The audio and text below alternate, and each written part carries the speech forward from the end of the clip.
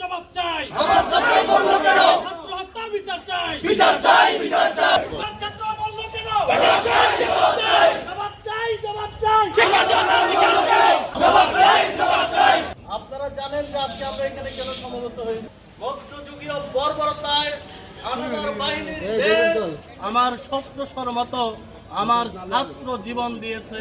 সবকে সংহতি জানানোর জন্য আজকের এই নরসিংদী শিক্ষক সমাজ একত্রিত হয়েছে।